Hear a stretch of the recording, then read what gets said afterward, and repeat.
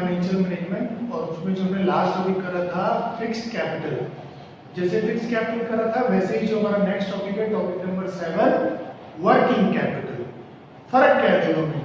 अगर आपने fixed assets में पैसे लगाने लैंड बिल्डिंग प्लांट मशीनरी तो उससे रिलेटेड जो हमने डिसीजन पढ़ा था वो था आपका फिक्स्ड कैपिटल डिसीजन। मगर यहीं पर अगर आपने वर्किंग कैपिटल माने रॉ मटेरियल में स्टॉक में डेटर में पैसे लगाने हैं तो उससे जो रिलेटेड डिसीजन है वो हो जाता है आपका वर्किंग कैपिटल। इसका मीनिंग हम कर चुके हैं।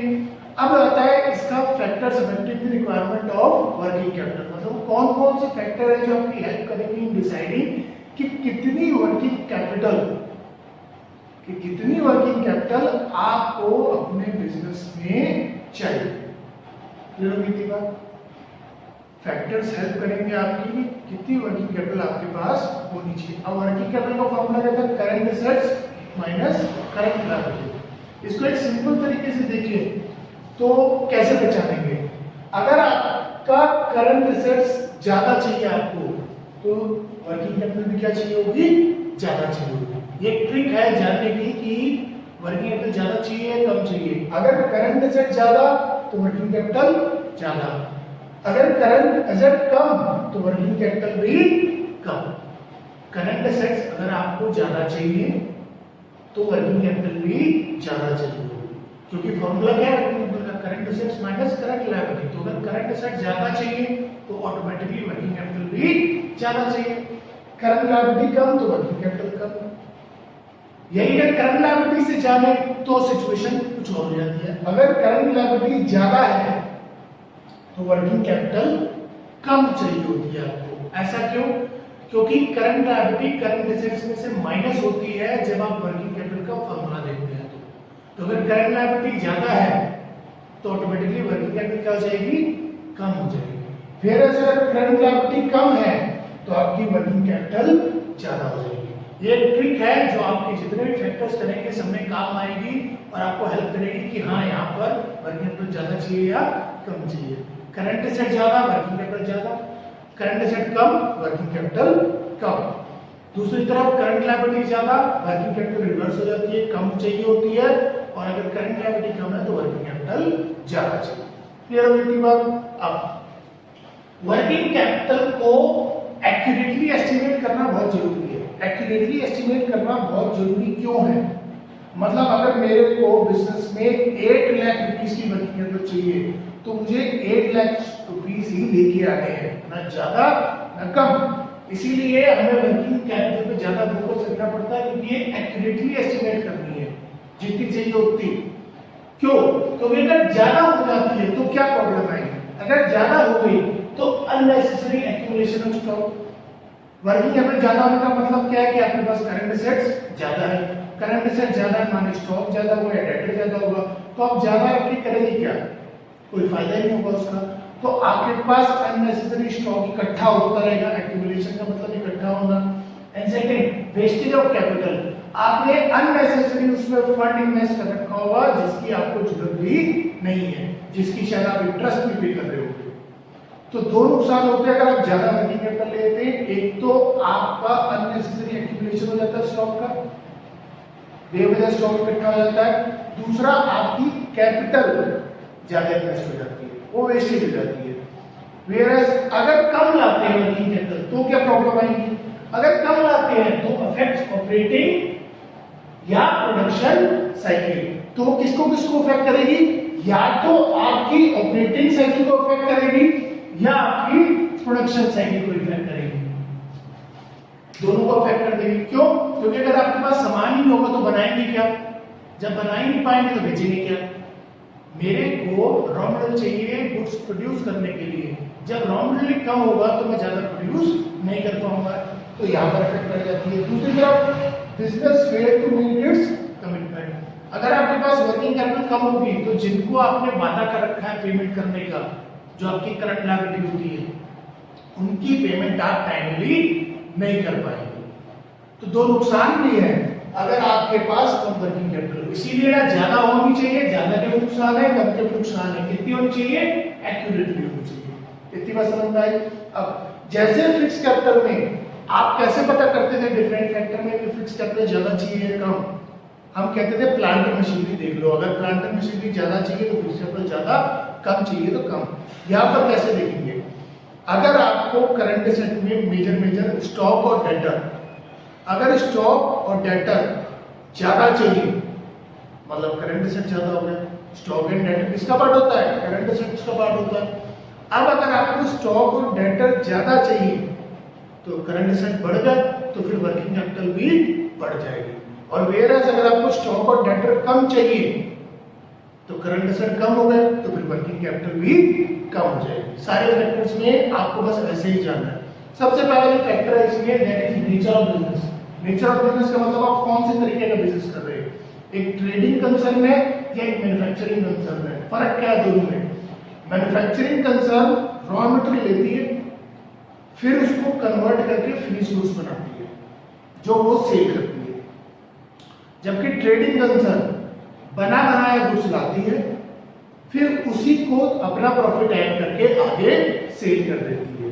मतलब मैन्युफैक्चरिंग वाले पहले रॉ मटेरियल लाएंगे, उससे गुड्स प्रोड्यूस करेंगे फिर सेल करेंगे, जबकि ट्रेडिंग वाले बना बनाया गुड्स लाते हैं, उसको अपना प्रॉफिट मार्जिन ऐड कर देते हैं और फिर उसको सेल कर देते हैं। ये फर्क होता है दोनों में। अब ट्रेडिंग कंसर्न दो तरह की होती है, एक रिटेलर एक होलसेलर, क्योंकि दोनों यही काम करते हैं। रिटेलर भी बना बनाया सामान लाता है, आगे प्रॉफिट ऐड करके बेचता है। होलसेलर भी बना बनाया सामान लाता है और आगे प्रॉफिट ऐड करके बेच देता है। होलसेलर सामान किससे लेता है? मैन्युफैक्चरर से। और रिटेलर सामान किससे लेता है? होलसेलर से। रिटेलर ला रहा है होलसेलर से, होलसेलर ला रहा है मैन्युफैक्चरर से। ठीक, क्लियर होगी थी बात? अब रिटेलर की वर्किंग कैपिटल क्या होगी? कम होगी। रीजन बिहाइंड दिस, क्योंकि रिटेलर को स्टॉक जो होता है वो कम मेंटेन करना पड़ता है इन कंपैरिजन टू होलसेलर और मैन्युफैक्चरर। रिटेलर की वर्किंग कैपिटल इसीलिए कम होगी क्योंकि उसको स्टॉक भी कम मेंटेन करना है और उसके डेटर भी ना के बराबर होते हैं, तो स्टॉक भी कम डेटर भी कम। इसका मतलब करंट एसेट क्या चाहिए? कम, तो वर्किंग कैपिटल भी कम। इतनी बात क्लियर हुई? रिटेलर की वर्किंग कैपिटल कम होती है तो उसको स्टॉक भी कम मेंटेन करना है, डेटर भी, तो दोनों ही करंट एसेट का पार्ट है, दोनों ही कम चाहिए तो फिर वर्किंग कैपिटल भी कम। क्लियर हुआ? इसके बाद नेक्स्ट आता है होलसेलर। होलसेलर की वर्किंग कैपिटल कितनी होगी? ज्यादा है कम? अगर कंपैरिजन करके देखें तो रिटेलर से तो ज्यादा चाहिए, रिटेलर से तो ज्यादा ही चाहिए, इसको ज्यादा, रिटेलर से तो ज्यादा स्टॉक मेंटेन करना पड़ेगा और रिटेलर से ज्यादा इसके डेटर भी होंगे। मगर अगर मैन्युफैक्चर के पॉइंट ऑफ व्यू देखें तो मैन्युफैक्चर से कम चाहिए, क्योंकि मैन्युफैक्चर से तो कुछ सामान आता तो इसके पास कितना मेंटेन होगा? इसके पास तो कई सारे होलसेलर होंगे जिनको सामान देना होगा, तो इसकी वर्किंग कैपिटल ज्यादा होगी इससे। तो होलसेलर की वर्किंग कैपिटल रिटेलर से ज्यादा होती है, मैन्युफैक्चर से कम होती है। More than retailer, less than manufacturer. Reason behind this, इसको स्टॉक भी ज्यादा मेंटेन करना है और इसके डेटर भी ज्यादा होंगे रिटेलर से। जब स्टॉक भी ज्यादा डेटर भी ज्यादा तो वर्किंग कैपिटल भी ज्यादा होगा रिटेलर से। लास्ट में आता है आपका मैन्युफैक्चरर। अब मैन्युफैक्चरर की वर्किंग कैपिटल क्या होगी? ज्यादा होगी। क्यों होगी ज्यादा? क्योंकि इसको स्टॉक भी ज्यादा मेंटेन करना है और स्टॉक सिर्फ एक चीज का मेंटेन नहीं करना है, इसको स्टॉक तीन तरह के मेंटेन करने हैं। कच्चा सामान raw material, semi finish goods माने वर्क इन प्रोग्रेस जो भी काम चल रहा है, एंड नेक्स्ट होता है फिनिश गुड्स। इसको तीनों का स्टॉक मेंटेन करना है। जबकि अगर इन दोनों को देखें तो रिटेलर को भी सिर्फ फिनिश गुड्स का स्टॉक मेंटेन करना होता है और होलसेलर को भी। क्यों? क्योंकि मैन्युफैक्चरर जो फिनिश गुड्स बनाता है वो होलसेलर को देता है और होलसेलर आगे रिटेलर को देता है। तो ना ही इन दोनों को रॉ मटेरियल का स्टॉक मेंटेन करना है, ना ही वर्क इन प्रोग्रेस का स्टॉक मेंटेन करना है। इनको तो सिर्फ फिनिश गुड्स का करना होता है, इसलिए इनकी वर्किंग कैपिटल रिक्वायरमेंट मैन्युफैक्चरर से कम होती है। जबकि यहाँ पर इसको तीन चीजों का स्टॉक मेंटेन करना है और इसके डेटर भी ज्यादा होंगे। डेटर ज्यादा क्यों होंगे? क्योंकि ये सामान किसको देता है? होलसेलर को, और होलसेलर लार्ज क्वांटिटी में बाय करता है तो उधार भी लार्ज क्वांटिटी में होगा। क्लियर हो गई बात? तो इसकी वर्किंग कैपिटल ज्यादा क्यों होगी? क्योंकि इसका स्टॉक भी ज्यादा है, डेटर भी ज्यादा है। स्टॉक और डेटर किसका पार्ट है? करंट एसेट का। करंट एसेट ज्यादा होंगे तो वर्किंग कैपिटल भी ज्यादा होगा। पहला समझ आ गया पॉइंट। सबसे पहले क्या था नेचर ऑफ बिजनेस, हमने कहा था दो तरह के बिजनेस होते हैं, या तो ट्रेडिंग कर रहे हो या मैन्युफैक्चरिंग। ट्रेडिंग में आगे दो तरह के, रिटेलर या होलसेलर। रिटेलर की वर्किंग कैपिटल कम क्योंकि उसके डेटर स्टॉक कम मेंटेन करना है, होलसेलर की रिटेलर से ज्यादा, मैन्युफैक्चर से कम। मैन्युफैक्चर की सबसे ज्यादा क्योंकि उसको ज्यादा स्टॉक मेंटेन करना है और ज्यादा डेटर मेंटेन करना है।